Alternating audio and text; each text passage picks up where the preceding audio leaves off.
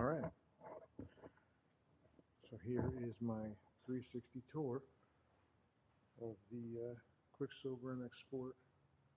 I've been learning how to fly for the past year and a half. I've got about 70 hours flight time on this baby, and it's been quite a journey.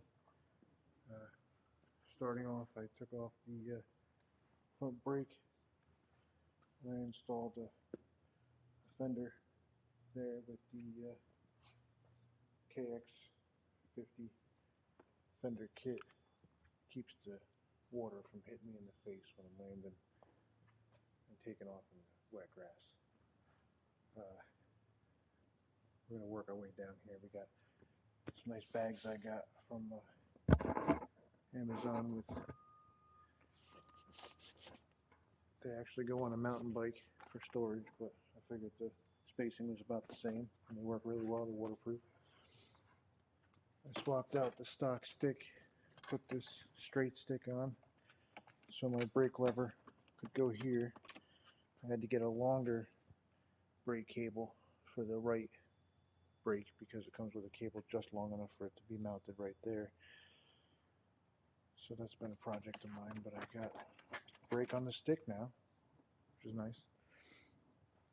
This is a attitude indicator of a mountain bike. I hardly ever look at it. Don't even need it.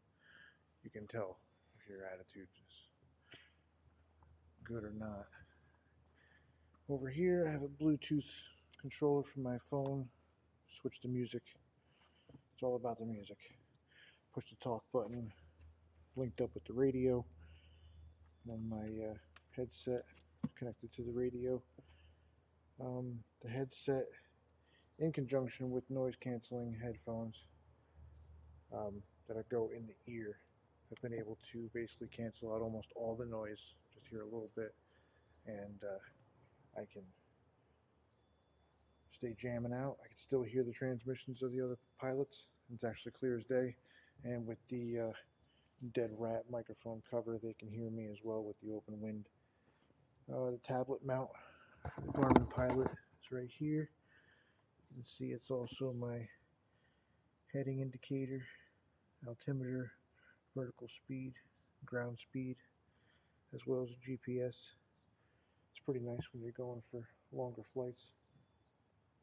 I have my kill switch I mounted over here, digital tack over here, EGT, and cylinder head temperature gauge there, which is very important.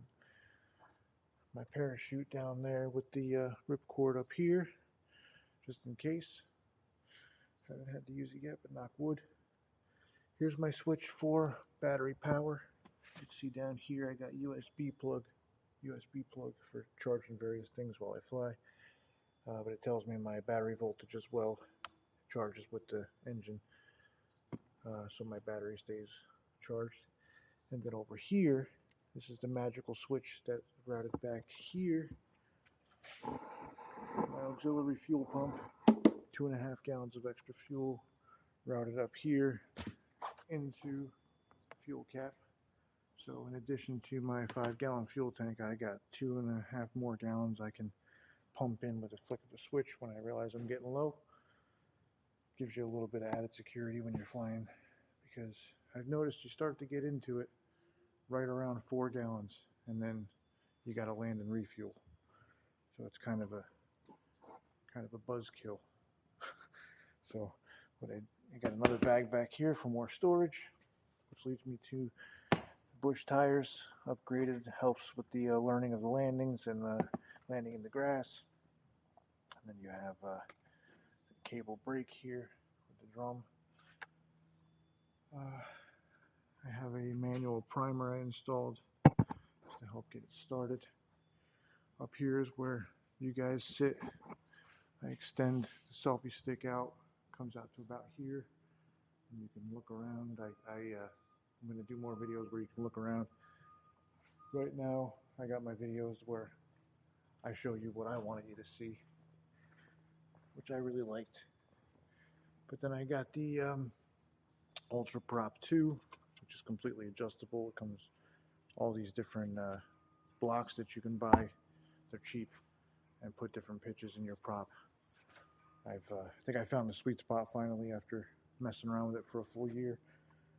GoPro mount down there, GoPro mounts on the tail.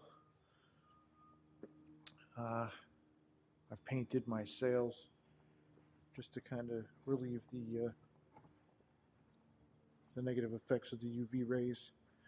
I have a tail strut here that's aftermarket to keep the tail a little bit more rigid during flight.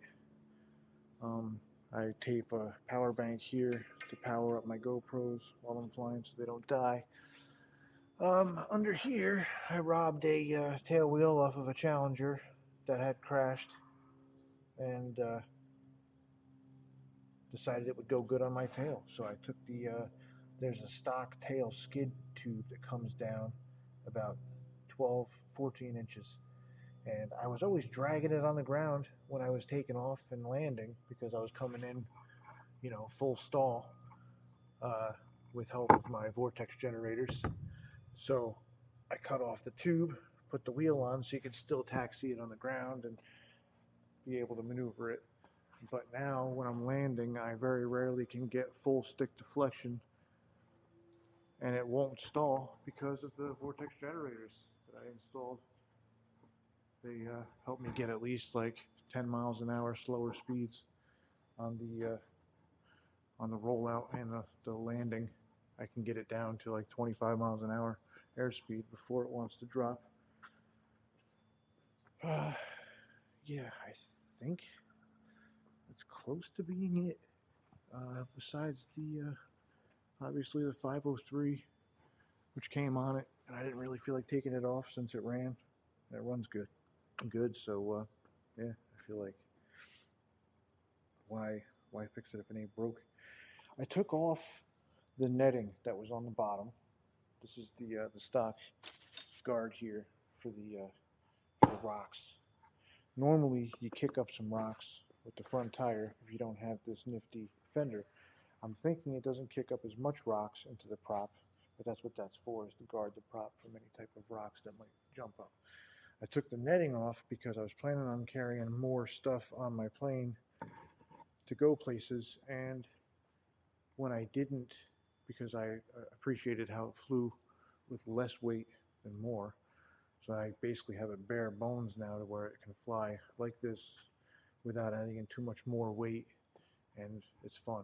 So I took the netting off because it gives me extra drag when I'm flying through the air. I notice it's just flapping in the breeze, and I think it's slowing me down a little bit. I kind of like to be able to go as fast as it can because it feels more fun going all of 55 miles an hour across the ground. But yeah, that's I think that's it in a nutshell. I covered everything from the top of the wing to the tires and how everything works. If anybody else has any questions, just let me know. I'm going to try and make this video into the VR style video so you can look at whatever you want to look at, and I'll just keep standing in different angles. Maybe I'll do another walk around and add it to the end of this, bring it outside so you can see more.